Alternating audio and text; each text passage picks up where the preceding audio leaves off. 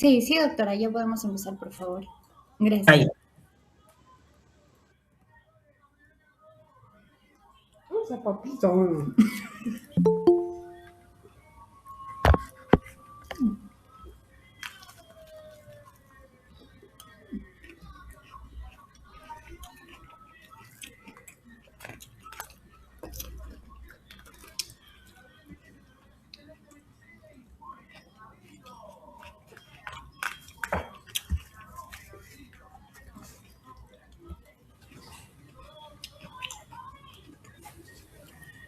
Buenas noches. ¿Me escuchan, no? Sí, doctora, se le escucha perfectamente. Ya, bueno, yo soy la doctora Gladys Meneses Quispe, soy médico intensivista y también internista y trabajo en el Hospital Guillermo Almenara, en la UCI.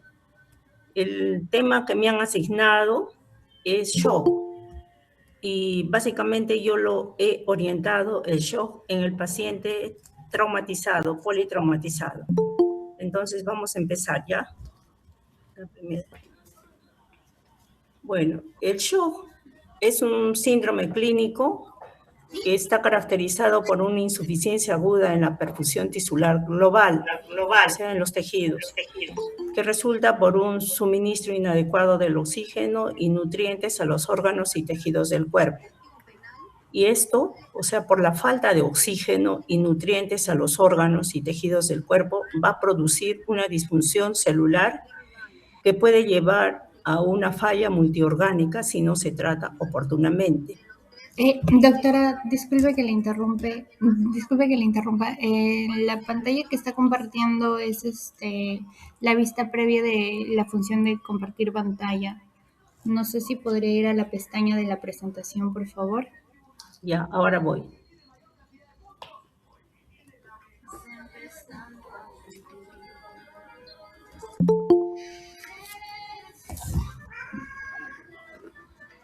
¿Está mejor? Ya, ahora sí, doctora, ya está. Gracias. Ya, entonces, ahí son los dos. Ya, entonces,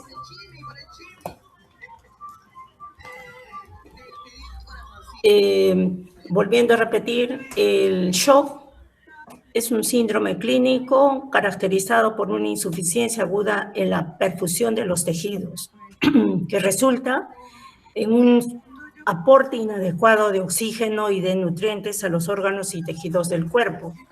Y esto me va a provocar una disfunción celular que puede llevar a una falla multiorgánica si no se trata oportunamente. En términos simples, el shock es una condición de emergencia, donde el aparato circulatorio no puede mantener la presión arterial ni el flujo sanguíneo para satisfacer las demandas metabólicas del organismo.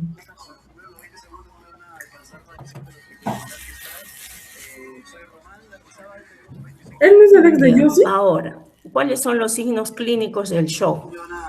O sea, para que yo me dé cuenta que un paciente esté en shock, en un politraumatizado básicamente, ¿qué es lo que tengo que tener en cuenta en el paciente? La presión arterial, la frecuencia cardíaca, cómo está la piel, cómo está su estado mental, cómo está respirando, si hay orina o no hay orina y cómo es su llenado capilar. Entonces, los signos clínicos del shock van a ser hipotensión arterial. ¿Y cuando digo que hay hipotensión arterial?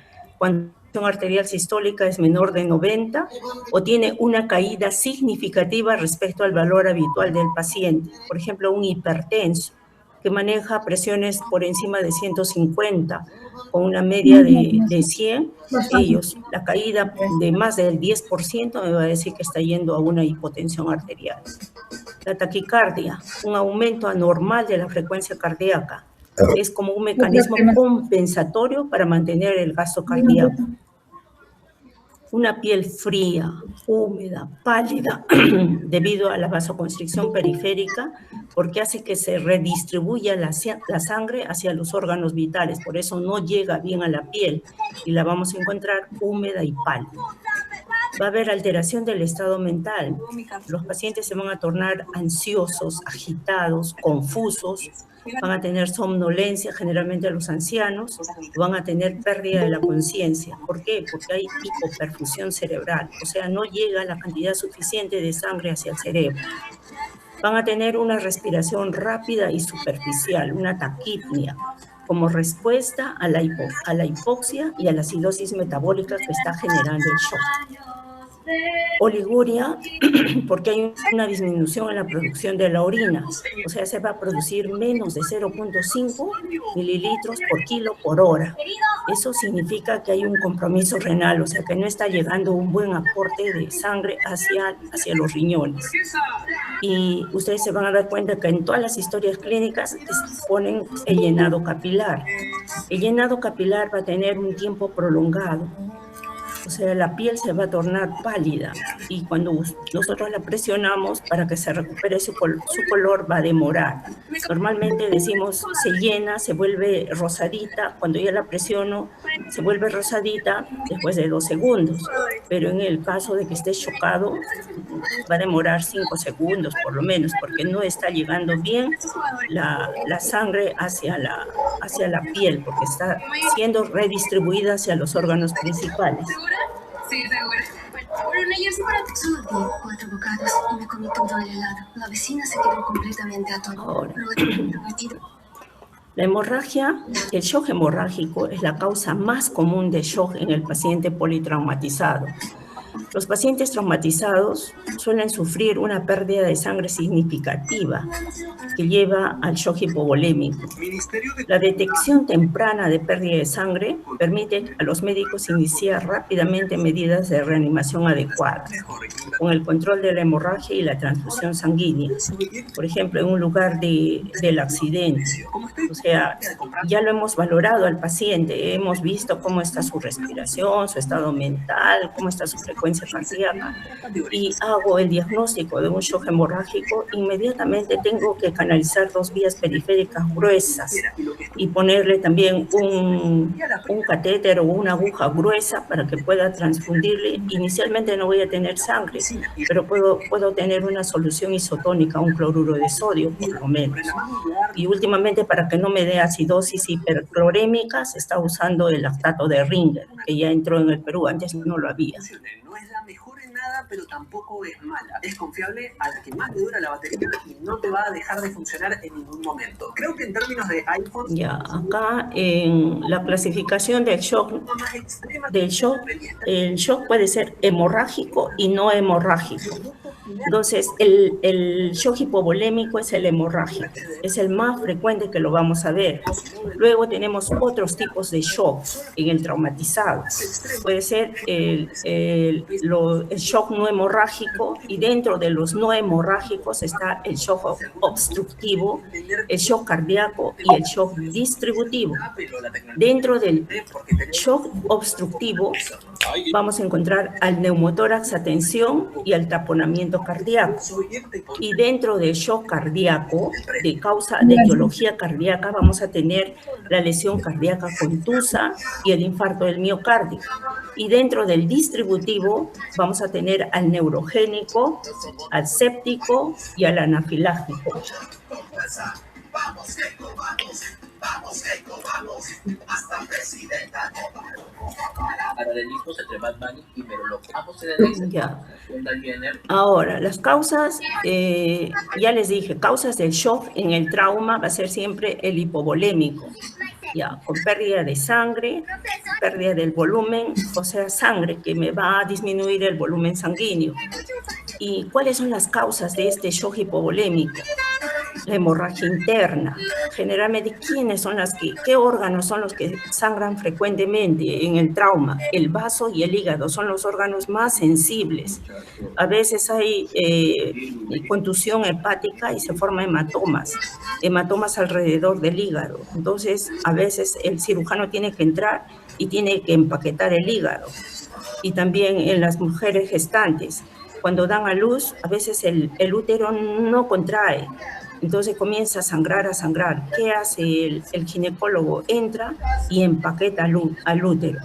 Entonces, y lo va observando y mientras tanto se va transfundiendo sangre, se va poniendo cloruro de sodio, soluciones isotónicas. Otro lugar que da shock hipovolémico con grandes pérdidas de sangre son las fracturas pélvicas. Por eso al politraumatizado hay que examinarlo totalmente. Otro es cuando se tiene fracturas del fémur, que también me da shock hipovolémico, o un hemotórax masivo, o sea, se ha roto el pulmón, se ha desgarrado los vasos propios del tórax y me da un hemotórax masivo. Entonces acá la piel hay taquicardia, la piel está fría, hay palidez, el llenado capilar va a ser lento. Ya, eso es en el shock hipovolémico. En el obstructivo va a haber obstrucción del flujo sanguíneo y ahí está el neumotórax a tensión, el taponamiento cardíaco y la embolia aérea. Neumotórax a tensión es cuando, por ejemplo, le han provocado una fractura costal y la costilla ha servido como que ha dañado la pleura. Ha dañado la pleura y ha permitido que entre aire. Generalmente en el tórax hay una presión negativa y al entrar aire hace de que el pulmón se achique y va a desviar porque está entrando aire a ese lugar donde no debía entrar aire y va a desviar al mediastino hacia el otro lado. Entonces yo me voy a dar cuenta que puede haber un neumotórax a tensión porque hay ingurgitación yugular, va a haber hipotensión y va a haber desviación de la tráquea hacia el otro lado, tanto de la tráquea como del mediastino. Eso es en el neumotórax a tensión. En cambio, cuando hay un taponamiento cardíaco, es porque se ha llenado el saco pericárdico de sangre. Entonces, los ruidos cardíacos ahí van a estar bien disminuidos. Bien disminuidos. En cambio, cuando hay embolia aérea, que es rarísima, ¿cuándo ocurre embolia aérea? Es cuando nosotros colocamos un catéter venoso central y decimos retire el catéter, el paciente tiene que estar en Trendelenburg con los pies elevados y la cabeza más baja que los pies. Y entonces se le retira el catéter y se queda presionando por lo menos unos 5 minutos. A veces, si no tienen experiencia, como ocurrió una vez con una interna, retiró el catéter en una paciente que se iba de alta y estaba sentada y ¡pum!, se desmayó, le había dado una embolia aérea. Entonces, por eso es importante saber todos estos puntos para que luego ustedes, cuando sean internos, no cometan estos errores. El shock cardiogénico es cuando hay una falla de la bomba cardíaca. ¿Y por qué hay una falla de la bomba cardíaca? Porque cuando hay un politraumatizado puede tener una contusión miocárdica. Es tanto el golpe que tienen que puede golpear y llegar hacia el corazón. Entonces, esta contusión miocárdica me va a dar signos de hipotensión y a veces signos de congestión pulmonar, edema, y va a haber ingurgitación de las venas yugulares. También puede haber un infarto agudo del miocardio post-trauma, o sea, pero tiene que ser un infarto masivo. O ruptura cardíaca, ¿qué significa eso? Que se van a romper las cuerdas tendíneas, se van a romper las válvulas. Entonces, eso es a consecuencia de la contusión, de la fuerza con que ha tenido que ha recibido el politraumatizado. Ya, el shock distributivo, eso se produce cuando el mecanismo principal es la vasodilatación y hay una mala distribución de la sangre. Acá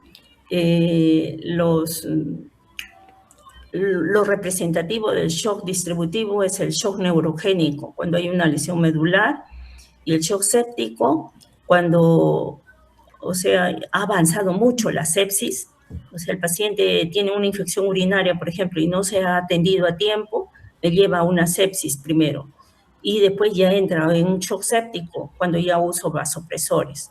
La característica principal del shock neurogénico y que se va a distinguir del obstructivo, del cardiogénico, del hipovolémico, es que hay bradicardia, ¿ya? Y la piel está caliente en el distributivo de tipo neurogénico, el shock neurogénico. Esa es la característica del shock neurogénico, que me da bradicardia y que la piel está caliente. En todos los demás le va a dar taquicardia, ingurgitación yugular, la piel está pálida y fría. Ya, acá les he puesto, pues, en el hipovolémico siempre taquicardia. La piel siempre va a estar fría, pálida, diaforética. La presión arterial va a ser baja. Los vasos yugulares van a estar colapsados. El estado mental del paciente va a estar ansioso, confuso. El llenado capilar va a ser lento y es el más frecuente de todos los shocks hipovolémicos. El accidentado, por ejemplo, un accidente de tránsito, o los chicos que usan ahora las motos lineales, los scooters, entonces se golpean y tienen shock hipovolémico. El obstructivo ya dijimos que el neumotórax a tensión y el taponamiento cardíaco. Entonces, ¿qué vamos a encontrar ahí en un obstructivo? Vamos a encontrar igual taquicardia. La piel va a estar fría, la presión arterial también va a estar baja, las venas yugulares van a estar ingurgitadas y el estado mental va a estar alterado, muy ansioso, confuso. Ya, otros hallazgos, vamos a encontrar que la tráquea está desviada. Si yo le examino el pulmón, no voy a escuchar ruidos, el murmullo vesicular. Y si es un taponamiento cardíaco, no voy a escuchar los ruidos cardíacos. En el cardiogénico, que puede ser el infarto agudo del miocardio, puede haber taquicardia, arritmias cardíacas de todo tipo, la piel está fría, húmeda, la presión arterial está baja, las venas yugulares también están ingurgitadas, están confusos, los pacientes están confusos, no están tranquilos. Y si uno le examina en el corazón y está con edema agudo de pulmón, voy a encontrar todo tipo de ruidos. Y acá en el neurogénico, ya les dije, le he puesto de diferente color. La diferencia con todos los demás es que me va a dar bradicardia, pero la piel va a estar caliente y seca. La presión arterial va a estar baja. Las venas yugulares pueden estar normales o pueden estar también colapsadas.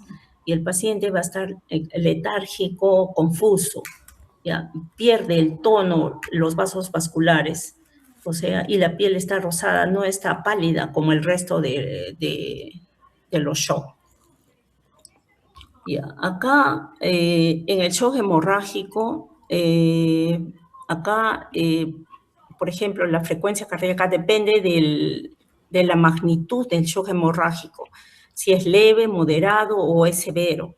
Si es severo, la frecuencia cardíaca del shock hemorrágico la frecuencia cardíaca va a estar sumamente incrementada, puede llegar a 150, no solamente 120, puede llegar a 150, pero ya si va más allá de 200 ya me puede dar arritmias cardíacas, ¿no? La presión arterial va a estar marcadamente disminuida cuando es grande la hemorragia, o sea, va a estar menos de 90, porque si es leve no va a haber mucho cambio, si es moderado va a estar disminuido, se va a ir disminuyendo hasta que ya el shock es muy marcado, entonces la presión va a estar menos de 90.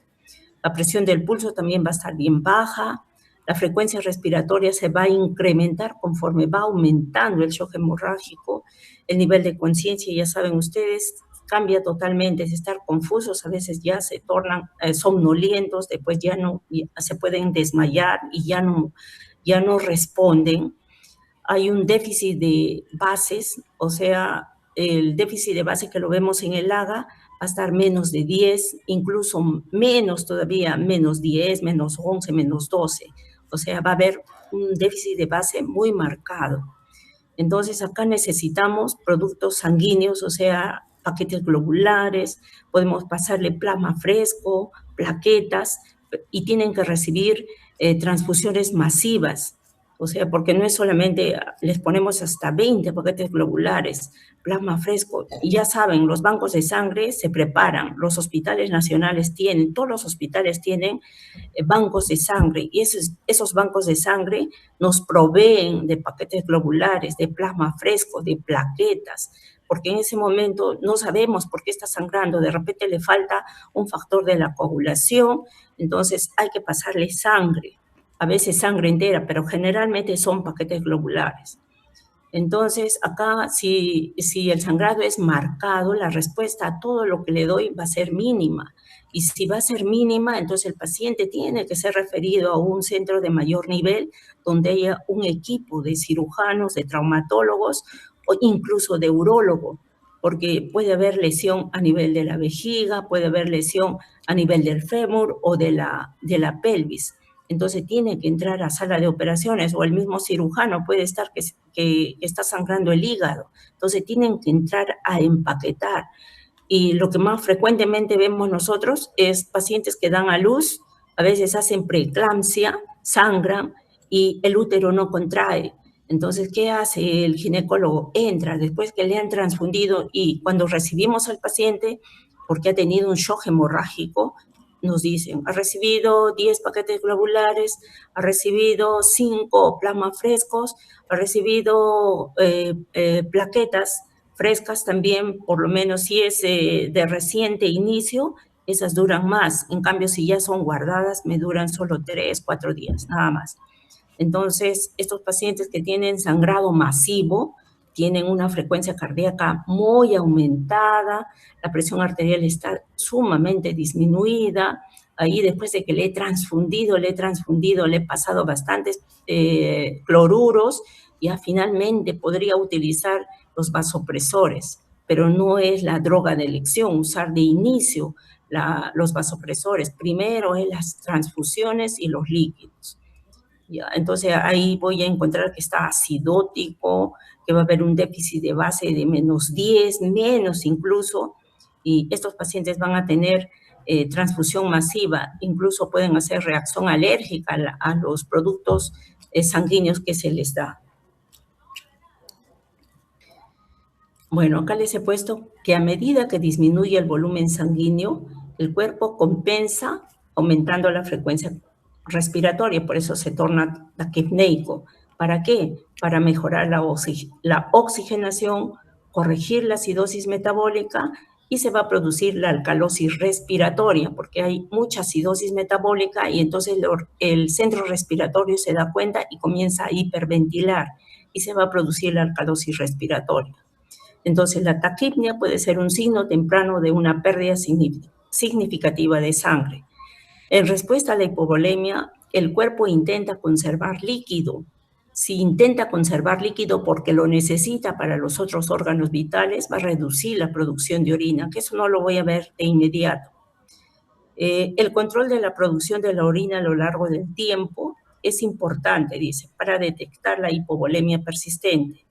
Una disminución de la producción de orina, que quiere decir oliguria, puede traducirme un volumen circulante insuficiente, o sea, no está llegando la suficiente cantidad de sangre hacia los riñones, entonces no hay producción de orina.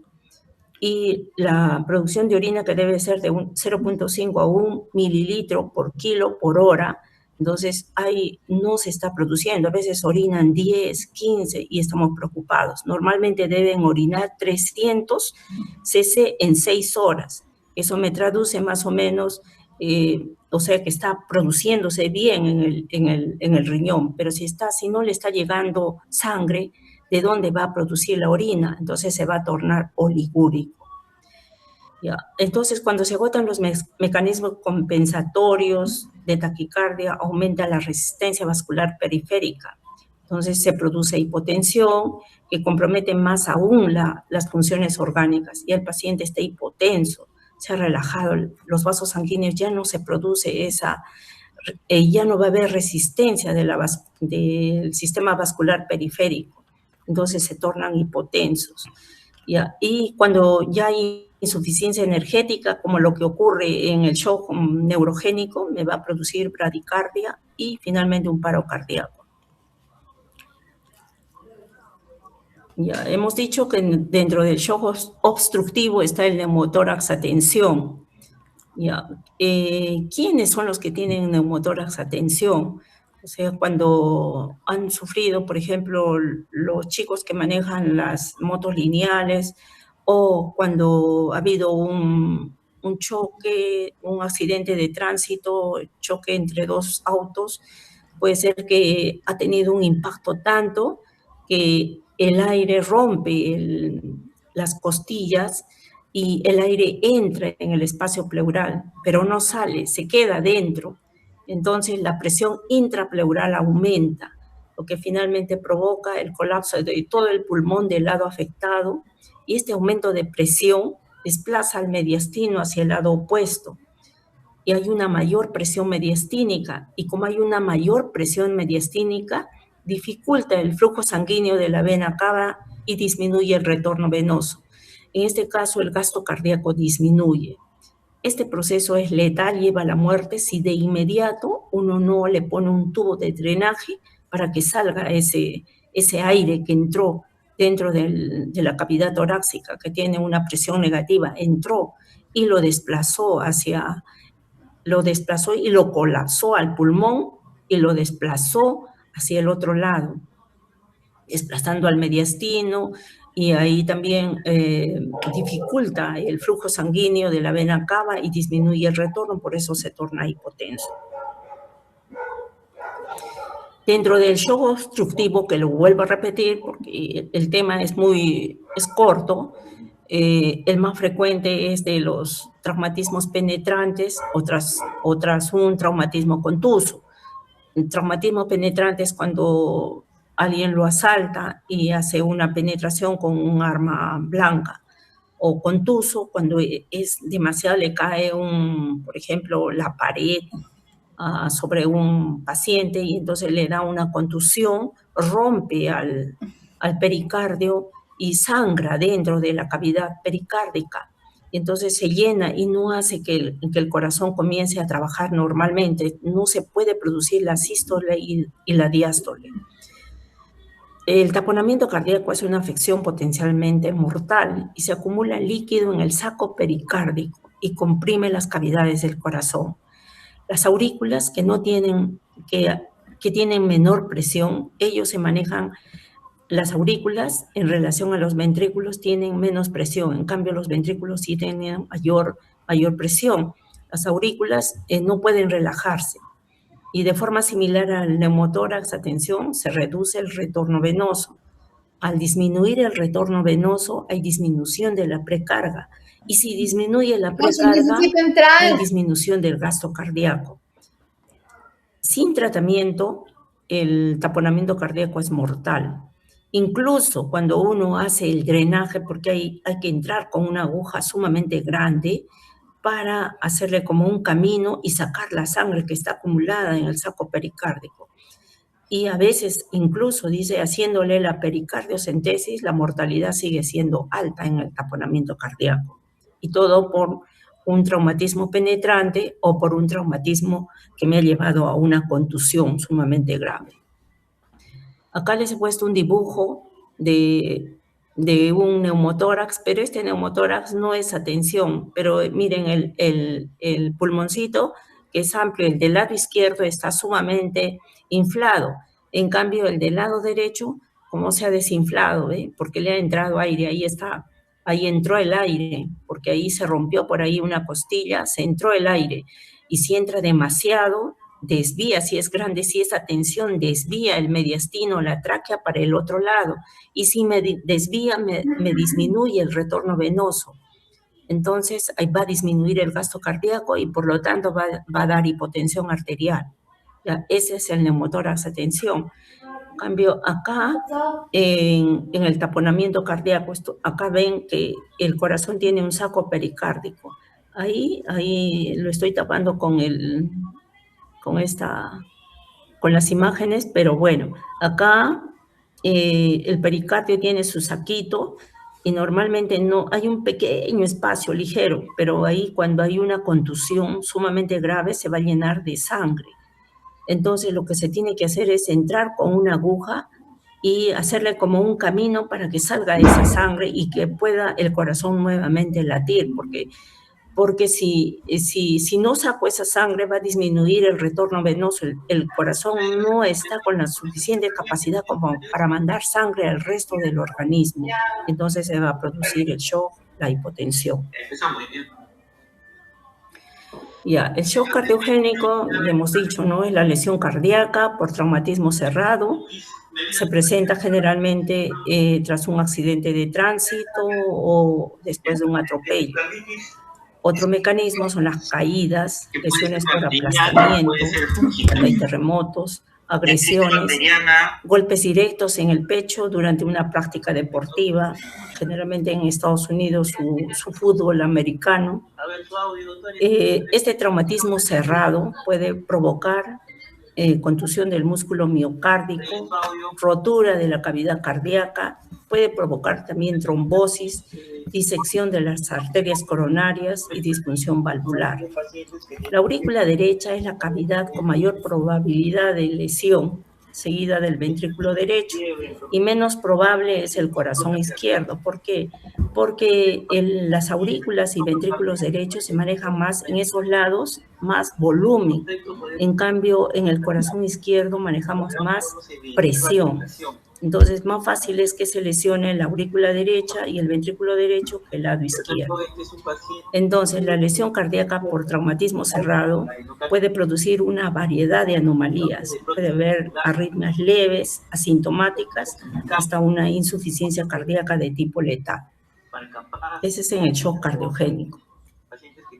Ahora, el shock distributivo, ya les dije, ahí está el shock neurogénico y está el shock séptico. ¿Ya? Y también acá en el distributivo lo han puesto al shock anafiláctico. ¿Ya? El mecanismo más común del shock distributivo en un paciente politraumatizado es la lesión medular. El shock neurogénico puede ocurrir tras lesiones medulares cervicales y torácicas altas. ¿Por qué cervicales y torácicas altas? Porque ellas son las que controlan el centro respiratorio. La hipotensión, ¿por qué se produce hipotensión en un shock neurogénico? ¿Por qué? Porque hay una pérdida de las señales simpáticas eferentes de la médula espinal, lo que provoca una disminución en la resistencia vascular periférica.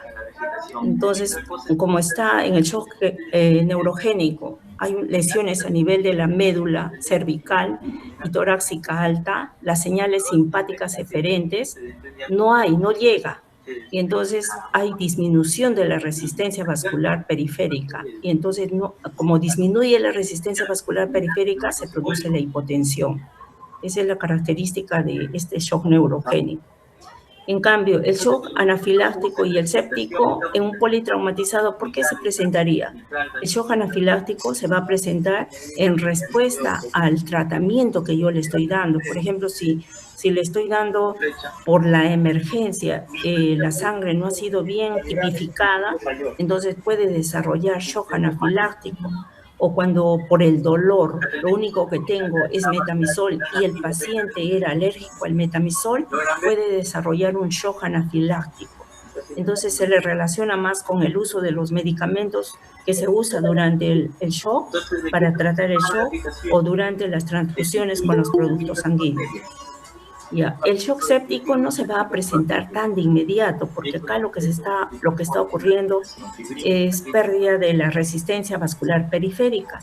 El shock séptico después se va a presentar porque ha recibido sangre no bien tipificada de repente, o puede ser porque durante el traumatismo se lesionó el intestino, hubo una perforación intestinal, entonces sale todo el contenido intestinal hacia la cavidad peritoneal y se produce una peritonitis.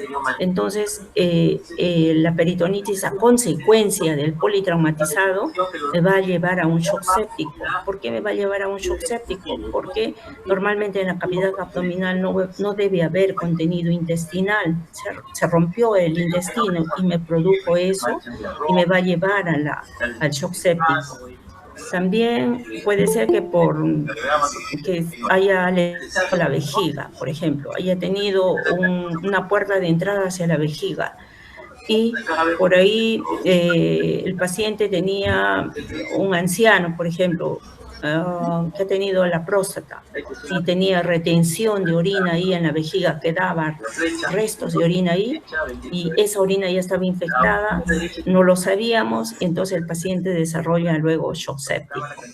O hemos tenido una contusión en el pulmón, no un neumotórax, pero sí hubo una contusión ruptura de vasitos pequeños.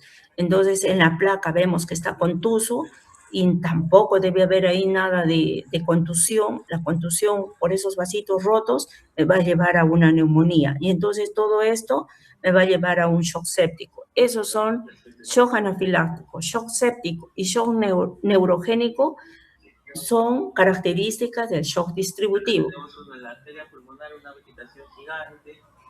Ya.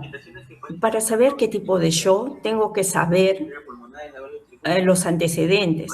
Por ejemplo, si ha habido un accidente, ¿quiénes han intervenido primeramente? Van a ser los bomberos, de repente gente que está, que tiene conocimientos del manejo de estos pacientes. Ellos, cuando nos los traen al hospital, a la emergencia, ellos nos tienen que dar un informe. Y ese informe va a incluir, tiene que incluir cómo fue el accidente, a qué distancia, por ejemplo, si hubo un accidente de moto, tiene que decirnos a qué distancia salió volando el que conducía la moto. Nos tiene que decir el mecanismo y nos tiene que decir las posibles lesiones que sospechan. Los bomberos, por ejemplo, puede decir que está fracturado el fémur, impresiona de que está fracturada la pelvis. Entonces, y nos tienen que decir siempre los signos vitales.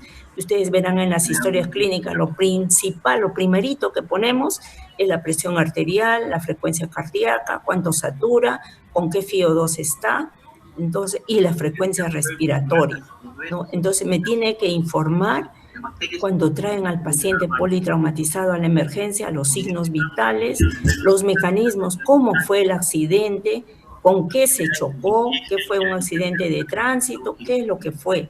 Eso nos tienen que decir. Y cuáles son las posibles lesiones en las que sospechan. Y eso nos va a ayudar para que nosotros podamos hacer un tratamiento. Y se supone que en la emergencia, cuando hay una emergencia, hay todo un equipo. Y inmediatamente se llama al traumatólogo, si es que hay una fractura de pelvis, y el médico va a estar alerta sobre los posibles diagnósticos que va a dar y las causas del shock. Entonces, la presencia de shock en un paciente traumatizado indica la necesidad inmediata de consultar al cirujano y a los otros especialistas. El cirujano, ¿por qué? Porque cuando hay un trauma abdominal, ya se va a romper ¿qué? El hígado o el vaso. Entonces, si se ha roto el hígado o el vaso, ya después de haberle transfundido tanto o de darle cloruro, tienen que entrar a la sala de operaciones y en el caso del hígado tienen que hacerle taponamiento. ¿Ya? Y los otros especialistas, por ejemplo, el urólogo, puede ser que esté sangrando la vejiga, ellos tienen que hacer tallas vesicales, eso es dentro de su especialidad. Igualmente, el traumatólogo, si hay fractura de pelvis, inmediatamente tienen que entrar a sala y ver la manera de que cómo pueden reparar esa fractura de pelvis y para que disminuya el sangrado, porque como hay vasos ahí, vasos fuertes, vasos grandes, entonces ellos tienen que ir a solucionar el problema. ¿Ya? Y si no hay en el lugar donde lo van a referir, por ejemplo, si ha sido en, ¿cómo se llama?, en la carretera central, tienen que ir a un hospital que esté el más cercano, pero si ahí no tienen el equipo de guardia completo, entonces tienen que llevarle a un centro de mayor nivel, donde se le va a tomar una tomografía total, incluso ni siquiera le van a tomar una tomografía porque está chocado. Hay ecografías. El emergenciólogo está capacitado para hacer inmediatamente una ecografía y ver lo que está sucediendo en el abdomen, ¿no? Si es que hay lesión de algún órgano en especial. Entonces, y una vez que ya el paciente está estabilizado, recién, inmediatamente le llevan y le hacen una tomografía desde la cabeza hasta los pies, porque puede ser, como está con trastorno del sensorio, puede ser que haya fracturas dentro del cerebro, y puede ser que haya hematomas, hemorragias, y ahí ya tendría que intervenir el neurocirujano. Entonces, para reconocer y manejar las formas hemorrágicas y no hemorrágicas del shock, los médicos deben estar atentos al estado del paciente. Frecuentemente están ayudados por enfermería, están viendo cómo responde el paciente. Sí, se les pone en un monitor y ahí se está mirando constantemente cómo está la frecuencia cardíaca, cómo está la presión arterial. Y bueno, en la UCI ya es diferente, ¿no? Ahí ya ponemos líneas arteriales y a través de la línea arterial ya tenemos una presión arterial fidedigna. Ya, ¿cuáles son las zonas en un politraumatizado, las zonas que frecuentemente que tenemos que ir a buscar? Por ejemplo, en el cerebro puede haber lesiones del cráneo, ¿ya? Luego, en el tórax puede haber laceración del pulmón, puede haber ruptura de los arcos costales y se va a producir hemotórax. Ahí ir a buscar ya, o sea, por la experiencia, entonces ya uno lo mira al cerebro, luego va al tórax, luego va a la cavidad abdominal, ahí se le pone grande al hígado porque es el que más rápido se rompe. Por ahí también está el hígado, el vaso y luego los intestinos, ¿no? Los intestinos que podrían romperse. Luego, en el espacio retroperitoneal, ¿qué voy a buscar? Desgarros de los riñones. Ahí está la pelvis. La pelvis, si hay fractura de pelvis, me va a injuriar a los vasos sanguíneos grandes que están por ahí, que corren por ahí. Entonces, por eso tienen que entrar de inmediato a sala de operaciones cuando hay inestabilidad de la pelvis. Y luego buscar en los huesos, o sea, el húmero, el fémur, que pueden haber fracturas abiertas o fracturas cerradas. Y cuando hay fracturas abiertas es más fácil de que se infecte. Inmediatamente no pueden operar. Si lo operan de inmediato con una buena limpieza, porque si no puede infectarse cuando reparan esa fractura. Entonces, cuando recibimos a un politraumatizado, de frente tenemos que ir a revisar el cerebro, el tórax, el abdomen, la región retroperitoneal con los riñones, la pelvis y los huesos largos, tanto el fémur, que puede tener fracturas abiertas o fracturas cerradas. Entonces, también hoy día les enseñaba a las alumnas cómo leer el AGA, ¿no? Entonces, me sirve el AGA para ver el nivel de lactato y el déficit de base. El aumento de niveles de lactato y déficit de base se corresponde con una disminución de la perfusión a nivel celular y se atribuye a un empeoramiento del shock. Si yo normalmente puedo tener un lactato de 1, por ejemplo, y sin embargo el paciente politraumatizado le estoy transfundiendo sangre y sin embargo el lactato sigue subiendo y hay mayor déficit de bases, quiere decir que no estoy controlando esa hemorragia. Tengo que avisar al grupo de guardia para que ese paciente entre a sala de operaciones. Ya. La evaluación del estado de coagulación también es valiosa para detectar que haya, para detectar que el paciente de repente ya tenía una alteración de la coagulación previa, ¿no? Entonces, acá no se va a formar coágulos y no se va a cohibir la hemorragia porque hay una alteración de la coagulación, está alterada y por eso me está dando el shock.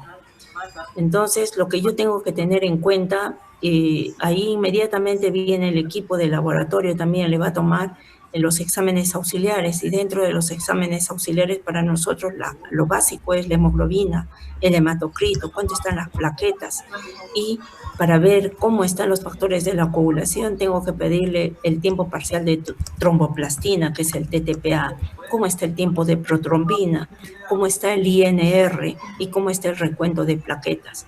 En base a eso, por ejemplo, si el tiempo parcial de tromboplastina está muy prolongado y el tiempo de protrombina también está prolongado con un INR de 3, de 4, de 5 y las plaquetas estén bajas, entonces cuando hay TTPA muy prolongado, TP prolongado, INR prolongado, ahí le tengo que dar plasma fresco. Tengo que dar como 4, 5, 6 unidades de plasma fresco. En cambio, si el recuento de plaquetas es menos de 30.000, menos de 50.000 y sigue sangrando, tengo que darle plaquetas. Y si las plaquetas las doy por aféresis, porque son recientitas, calientitas, me va a durar más y me va a revertir esa plaquetopenia que tiene el paciente. Entonces el paciente puede tener ya, antes de sufrir el politraumatismo, puede tener alterado su perfil de coagulación, porque puede ser un anciano que tiene tendencia a formar trombos y por lo tanto tomaba anticoagulantes, entonces el sangrado va a ser más catastrófico en estas personas que toman anticoagulantes. Ya, Doctora, entonces, disculpe un momento, pasa que la reunión va a terminar en 2 minutos. Le ya. vamos a enviar un nuevo link para poder continuar, por favor. No, rapidito, y ya me mandas un nuevo link para que me hagan las preguntas. Y acá básicamente el manejo ya va a terminar. Cortamos entonces y creas un nuevo link. Sí, doctora, porque si no la reunión se va a cortar abruptamente. Ya. Ahora le Mejor. enviamos el link. Ya, gracias, doctora. Ya. Está bien. Chicos, voy a pasar por el grupo el link. Se vuelven a unir, por favor. Gracias. Ya.